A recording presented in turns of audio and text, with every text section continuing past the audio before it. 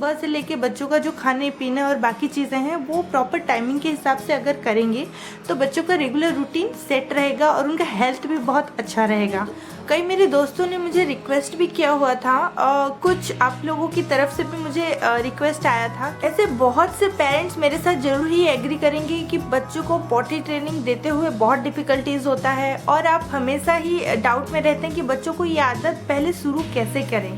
तो आज का एपिसोड आप ही लोगों के लिए है। अगर आप बच्चे को पॉटी ट्रेनिंग देना चाहते हैं या किसी वजह से आप शुरू नहीं कर पा रहे हैं तो आज का एपिसोड आप ज़रूर ही देखिए। हो सकता है कि मैंने जो टिप्स अपने बेटे पे ट्राई किया है, गूगल पे ट्राई किया है, वो सारा चीज़ आप पे भी काम आए, क्योंकि पॉटी ट्रेनिंग एक ऐसा चीज़ है जो कि एक्सपीरियंस ही काम आता है। Hello friends and parents, welcome back to my channel. आज के एपिसोड में हम लोग बात करने वाले हैं बच्चों को किस तरह से हम पॉटी ट्रेनिंग दें, क्योंकि हर बच्चा अलग होता है और हर बच्चे का जो आदतें होती है वो भी अलग होती है और अच्छी आदतें हमेशा के लिए बहुत ही अच्छा होता है।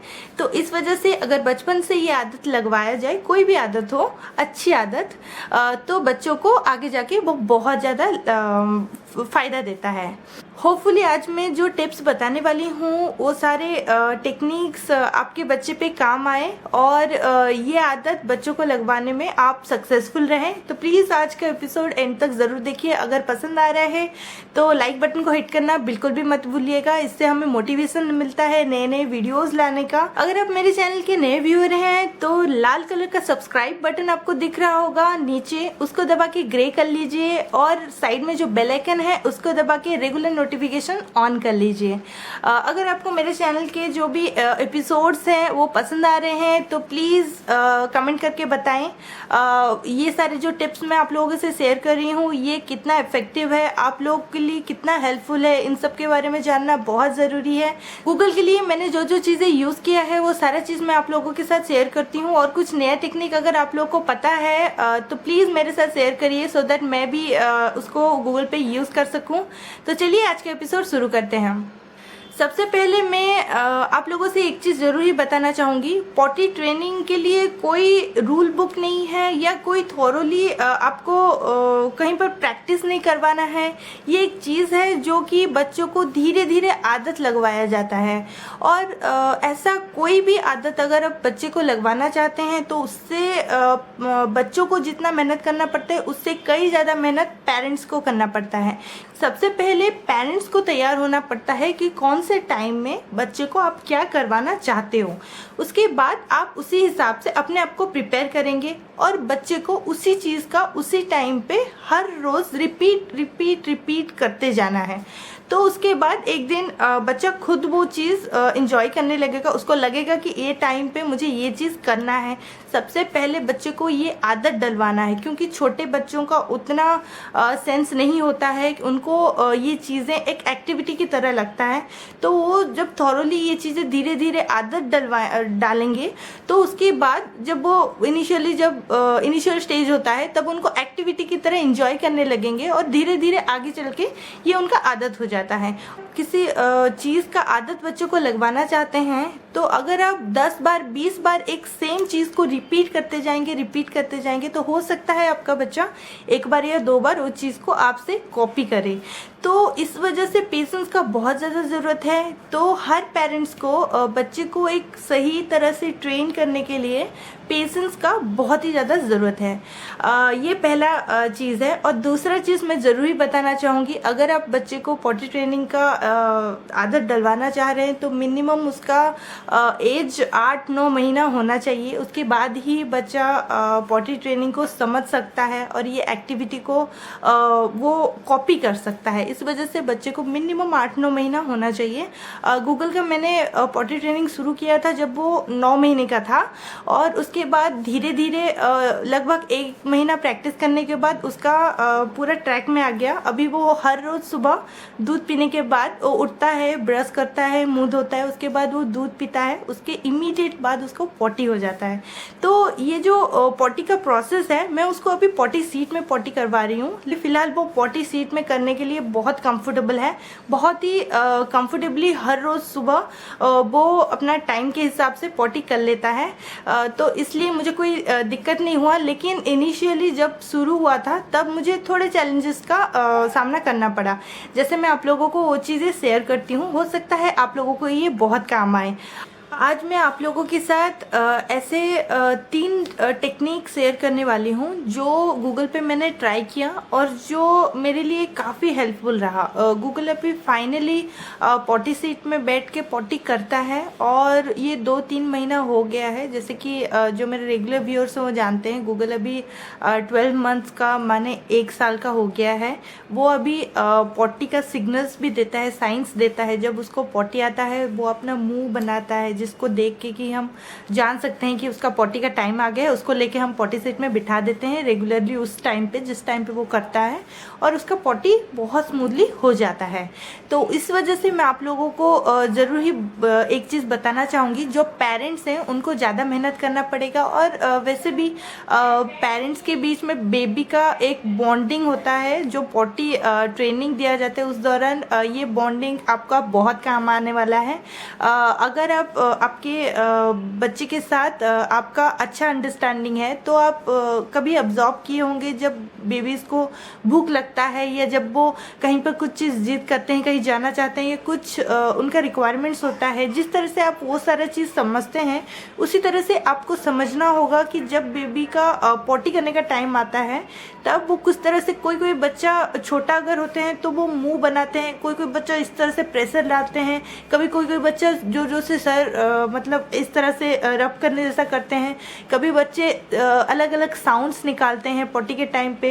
अगर बच्चा आपका खड़ा हो रहा है तो धीरे धीरे पैर हिलाना, हाथ हिलाना, इस तरह से कुछ कुछ एक्टिविटीज़ करते हैं जिसको देख के आप समझ सकते हैं कि आपका बच्चा अभी पॉटी करने वाला है। ये ऑब्जर्व करते करते धीरे धीरे आप ही समझ सकते हैं, क्योंकि आपके बच्चे के साथ आपका अंडरस्टैंडिंग कितना है उसी के ऊपर ये डिपेंड करता है। ये है पहला चीज़ कि पहले आपको ऑब्जर्व करना है कि आपका बच्चे का जो पॉटी का टाइमिंग्स है वो कैसे हैं और पॉटी के टाइम पे वो कौन कौन से साइंस दे रहा है। अगर आपका बच्चा साइन देना शुरू कर दिया है तब डेफिनेटली उसको आप पॉटी ट्रेनिंग देना शुरू कर सकते हैं। तो सबसे पहला जो चीज़ है ये है पेरेंट्स अंडरस्टैंडिंग। आप मेरे दूसरे वीडियोस भी देख सकते हैं, जो मेरे दूसरे वीडियोस हैं उसमें बहुत सारे टॉपिक्स मैंने कवर किए हुए हैं, आप आई बटन में जाके वो सारे टॉपिक्स देख सकते हैं। और जो सेकंड टेक्निक मैंने फॉलो किया वो आप लोगों से मैं ज़रूर ही शेयर करना चाहूँगी। मार्केट में बहुत सारे पॉटी सीट्स अवेलेबल है, बहुत सारे चॉइसेस हैं। आप चाहे तो मार्केट से कोई पॉटी सीट ले सकते हैं, पॉटी ट्रेनिंग के लिए ये बहुत हेल्पफुल होता है। ये पर्सनल चॉइस है आपका। अगर आप चाहते हो कि बेबी को आप पॉटी सीट में ट्रेनिंग दो तब आप पॉटी सीट ले सकते हैं, या फिर कोई कोई बेबी अगर प्रॉपर तरीके से खड़े होने लगे हैं या फिर बैठने लगे हैं तब उनको आप डायरेक्टली पकड़ा के उसको पॉटी सीट जो हमारा रेगुलर कमोड रहता है वहाँ पे बिठा के भी पॉटी करवा सकते हैं। तो इट्स टोटली योर कॉल, आप डिसाइड कर सकते हैं। आप पेरेंट हैं तो ऑब्वियसली आप अपने बेबी को बेटर तरीके से समझ सकते हैं। मैंने गूगल के लिए 8 मंथ से ट्रेनिंग शुरू किया था, इसी वजह से मैं पॉटी सीट प्रीफर की थी, मैंने उसमें इन्वेस्ट किया था सो दैट उसका ट्रेनिंग प्रॉपर तरीके से हो सके। उसके बाद अभी जब वो 1 साल का हो चुका है तो अभी मैं उसको कमोड में प्रैक्टिस करवा रही हूँ। तो ये जो प्रैक्टिस का स्टेज है ये आप अपनी कंफर्टेबिलिटी के हिसाब से ले सकते हैं। आपका बेबी जिसमें कंफर्टेबल है आप वो चुन सकते हैं। ये आपका सेकंड टिप है। आप पॉटी सीट में या फिर पॉटी का जो टाइमिंग्स है इन सब में थोड़ा सा एफर्ट्स डालें और थोड़ा सा इन्वेस्ट करें सो दैट आपका बेबी वो जो पॉटी का जो एक्टिविटी है उसको थॉरली इंजॉय कर सके और समझ सके कि ये एक एक्टिविटी है जिसको कि हमें इस टाइम के बीच में रोज़ करना होता है। जब उसको ये चीज़ समझ आ जाएगा कि ये पॉटी करने का टाइम है और इस जगह पे मुझे पॉटी करना है, तब धीरे धीरे उसका माइंड भी इस चीज़ में सेट हो जाएगा। उसके बाद उस टाइम पे ऑटोमेटिक उसको प्रेशर आएगा या फिर वो आपको साइंस देगा कि उसको पॉटी करना है, तो आप समझ जाएंगे। मेरा तीसरा और आखिरी टिप है, अगर आप बेबी को पॉटी एक स्पेसिफिक टाइम में करवाना चाहते हैं तो आपको कुछ छोटे छोटे आदतें डलवाना होगा इनिशियल टाइम पे। जो आदत मैंने डलवाया गूगल को वो आप लोगों से मैं शेयर करना चाहती हूँ। हर रोज़ सुबह उठने के बाद मैं गूगल को पहले गुनगुना पानी थोड़ा सा पिला देती हूँ। उसके थोड़ी देर बाद मैं उसको दूध पिलाती हूँ। अभी वो फॉर्मूला लेता है तो इस वजह से सुबह उसको फॉर्मूला दे देती हूँ। फॉर्मूला पीने के इमीडिएट बाद मतलब आफ्टर 5 और 10 मिनट्स वो पॉटी के लिए साइंस देना शुरू करता है। तो उसको हम लेके पॉटी सीट में बिठा देते हैं तो फिर वो उसका पॉटी हो जाता है। ये रेगुलरली ऐसा आदत हो गया है उसको। तो अभी फ़िलहाल वो दूध पी के पॉटी कर ले रहा है। कभी कभी ऐसा भी होता है कि उसको हम थोड़ा सा गुनगुना पानी अगर पिला देते हैं तब भी वो साइंस देना शुरू कर देते हैं। तो ये सारे चीज़ मैं उसको ऑब्जर्व करके कर लेती हूँ। तो ये जो गुनगुना दूध हुआ, ये गुनगुना पानी हुआ जो पहले वो पीता है उसके बाद उसको प्रेशर आता है, ये चीज़ उसका रोज़ का आदत हो गया है। इस तरह से आप अपने बेबी के लिए भी कुछ कर सकते हैं। मैं दूध इसीलिए देती हूँ क्योंकि जो बच्चों का कॉन्स्टिपेटेड पॉटी होता है या फिर पॉटी में दिक्कतें आती हैं, उनको अगर सुबह गुनगुना दूध या पानी दिया जाए तो फिर उनका बहुत स्मूथली पॉटी निकल जाता है। या फिर उनको पॉटी के लिए जो सिग्नल्स आने होते हैं, एक इच्छा होती है कि हाँ अभी पॉटी कर लेना है, वो चीज़ बच्चों का आदत में तब्दील हो जाता है। गूगल पे मैंने ये आदत बहुत इनिशियल टाइम से डलवाया है ताकि आगे जाके उसको उस टाइम पे अपने आप ही पॉटी लग जाए। तो इस वजह से अभी मैं जो आदत कर रही हूँ उसको कमोड में बिठा के करने का, तब भी वो सुबह गुनगुना पानी पीते ही उसको पॉटी आ जाता है। जब वो उठता है उसके with in half an hour और 1 आवर के बीच में उसका पॉटी हो जाता है। तो ये चीज़ आप पे डिपेंड करता है कि आप बच्चे को कब पॉटी करवाना चाहते हो। और जो शाम का पॉटी का टाइम रहता है वो दोपहर में थोड़ा सा नैप लेता है, उसके उठने के बाद भी वो थोड़ा सा पानी पीता है गुनगुना पानी, उसके बाद उसका पॉटी हो जाता है। तो ये जो मैंने आदत डलवाया है इस वजह से मुझे काफ़ी हेल्प रहता है। ये चीज़ आप भी ट्राई कर सकते हैं। और ये गुनगुना पानी बहुत अच्छा काम करता है सुबह के टाइम पे, तो ये बहुत ही ज़्यादा बेनिफिशियल रहता है। नॉर्मली बड़े लोगों को भी पानी अगर सुबह गुनगुना पानी पिया जाए तब भी उनको प्रेशर आने लगते हैं। तो इस वजह से ये सारी टेक्निक्स आप फॉलो कर सकते हैं।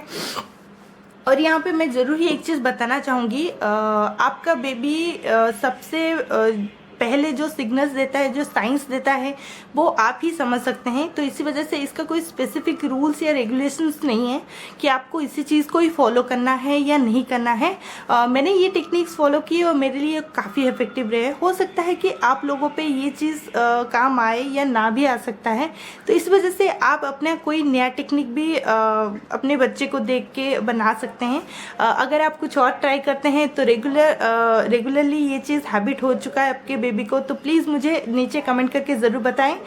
अगर आपको मेरा एपिसोड अच्छा लगा, हेल्पफुल लगा, तो प्लीज़ लाइक बटन को हिट करना बिल्कुल भी मत भूलिए। इससे मुझे बहुत मोटिवेशन मिलता है नए नए वीडियोस लाने का, नए नए प्रॉब्लम्स का सोल्यूशन ढूंढने का। अगर आप मेरे चैनल के नए व्यूअर हैं तो आप लोगों से रिक्वेस्ट है, नीचे जो लाल सब्सक्राइब बटन है उसको हिट कर लीजिए, साइड में बेल आइकन को हिट करना बिल्कुल भी मत भूलिए रेगुलर अपडेट्स के लिए। Stay tuned.